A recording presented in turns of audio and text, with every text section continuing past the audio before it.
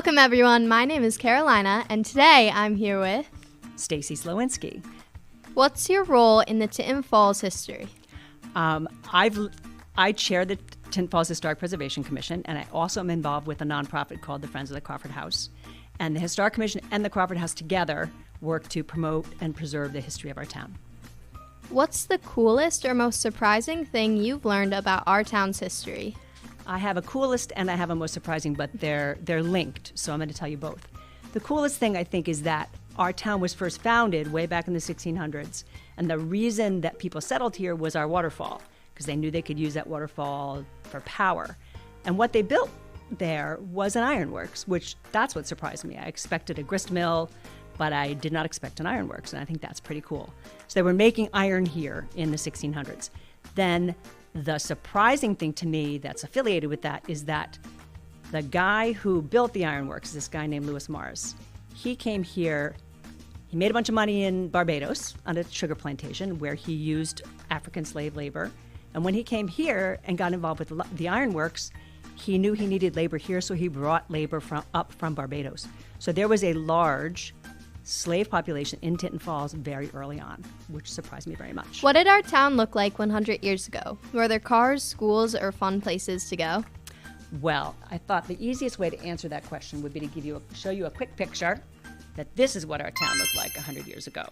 It's actually, this is maybe a little more than 100 years ago. It was probably the 1890s. But you can see from the picture that it was a very rural town. The town was mostly farms and orchards.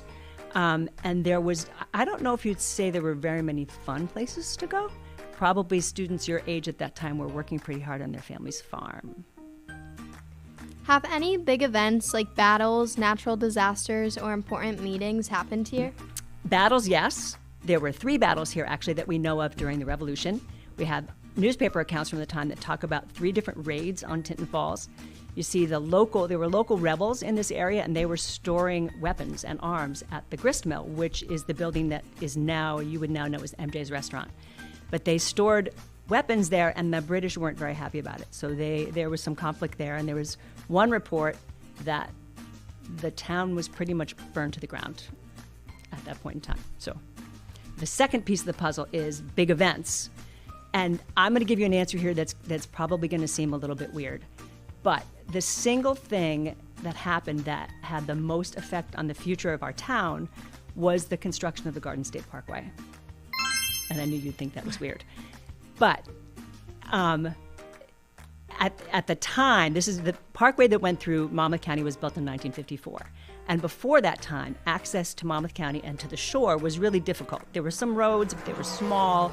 They couldn't carry many cars, and people really wanted to come here and come to the beach and come to this lovely area. So the state decided to build this highway. And that really is the beginning of when our town and Monmouth County as a whole changed from an agricultural farming area to this more suburban area that we know now. That was the beginning of it right there. Why do you think it's important for kids to learn about local history? I think that probably the biggest reason is that it helps to make history real. When you learn about history in school, it can be pretty abstract. You're learning about this thing that happened a long time ago in a faraway place, and it's hard to understand what it really meant maybe to the people that lived there. But when you know of something that happened here where you live, I think it's more relatable, and it's easier to feel like you understand what happened. And I also think, and I hope that it makes people have a pride in their community. Would you mind telling us a little bit about what the Crawford House is? Sure. The Crawford House is a local historic home. It's right down the street from the middle school, as a matter of fact, that was owned by the Crawford family for over 100 years. They ran their family butcher business there. But the town now owns it, and we run it as a local history museum and kind of a cultural center. We have events there. We welcome visitors at all times. Would you mind giving us a tour? Sure, anytime.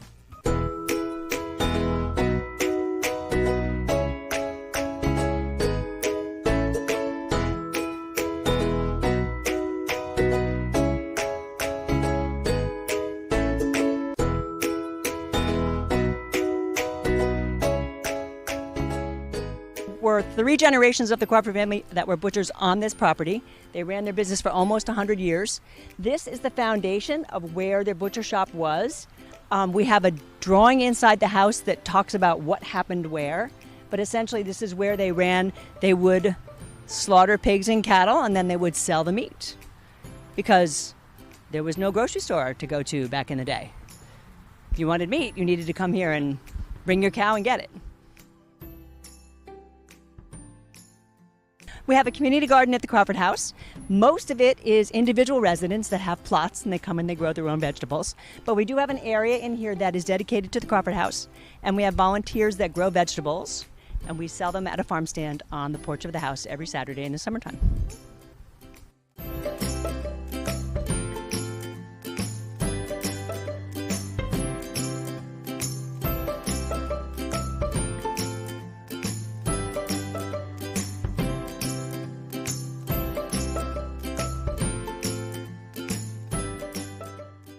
The wall, this is the mud and grass and horsehair lining to the walls. This would have been originally an exterior wall. The room that we're standing in was added to the house. So this, when there was a hole in the wall, we decided we would just leave it there. It was kind of in a convenient place to show you that this is how the walls were lined and built, and then we have plaster on top of them. So I mentioned before that there was an ironworks here. And the reason they settled here and built an ironworks was because there was water power just across the way.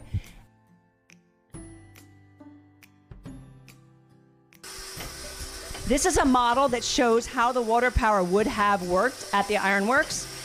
The water wheel is turning, and it is then turning and making this bellows open and close in the furnace. And then we have a forge. It would also have powered the forge.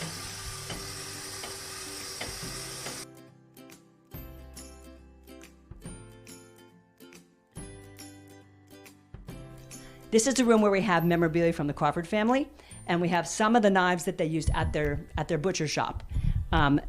In this drawer, they're not on display yet, but I can show you them in the drawer. We have a number of the knives, and I'd like to have you feel just how heavy that one is. Oh my God. Mr. Crawford would have had that in his arm all day long. Imagine how strong his arm had to be. But that would definitely cut through some bones and joints, right? It's a lot heavier than you expect by looking at it, right? This guy here, that's a sketch of what the butcher shop looked like. The barns, and then there's a layout of the floors that shows where the slaughterhouse was, where the retail store was, where the garage was. But that's what would have been on top of the foundation outside. The butcher shop bigger than the actual house that we're in? Then this house, I think, probably was, because there were a number of barns and garages and shops all connected to each other. Wow, we just found this picture. Can you tell us a little bit about it? Looks like it's the graduating class of 1964 from Tinton Falls School, which is now the Tinton Falls Middle School that you folks attend. Hello!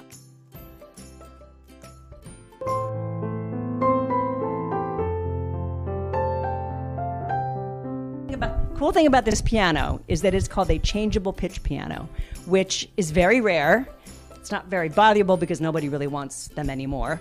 But the way it was built in a time when concert pitch was not standardized, which means any place you had a concert, any place someone was playing music, they didn't know how to tune their instruments. It was all different every place you went. So this was an attempt to try to help that situation. So hit a note. Okay, now I'm going to do this. Hit that same note again. See? Hit that same note again. You have 2 different pitches in the same piano. Okay. The mechanism that changed the pitch in the piano was patented. We have a copy of the patent right there. It was made by the Vaux Piano Company, which was in New York State. This was an ad for the piano, the Vaux changeable pitch piano. So it was an unusual piano for its time, and very few of them have survived. Ooh. Ah.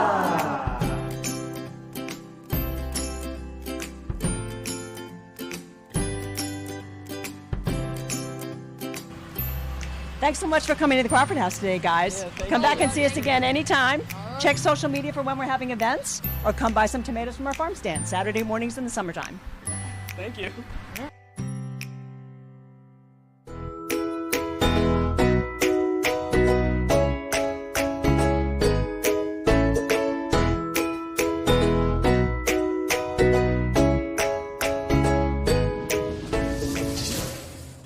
Wow, that was all really cool. Thank you so much again for giving us a tour and letting us do this. I think. What is the 75th Jubilee Celebration? The 75th Jubilee is essentially a big birthday party that the town is throwing for itself.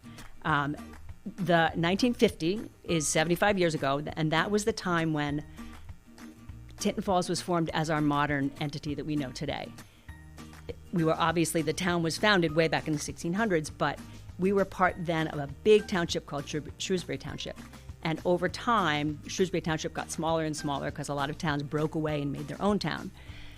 We did the same thing, and we did it in 1950. So that's what we're celebrating, is when we became our own town. But at that time, we were called New Shrewsbury. And 25 years later, in 1975, the residents of New Shrewsbury decided to rename their town to Tinton Falls. So there really are two things that we're celebrating, but it's the 75th birthday of our town. Why should the students of TFMS and any students in the TF school system go to the 75th celebration? Oh, well, it's going to be a big party. It's going to be a lot of fun. It's sort of going to be like Community Day on steroids, where there's going to be rides, there's going to be a parade, there's going to be food and music, there's going to be a car show, I believe, and I think there are even some fireworks being discussed. So it's going to be a lot of fun. All right, that's all for today. Thanks for coming. It was awesome getting to interview you. Thanks for having me. bye. Bye.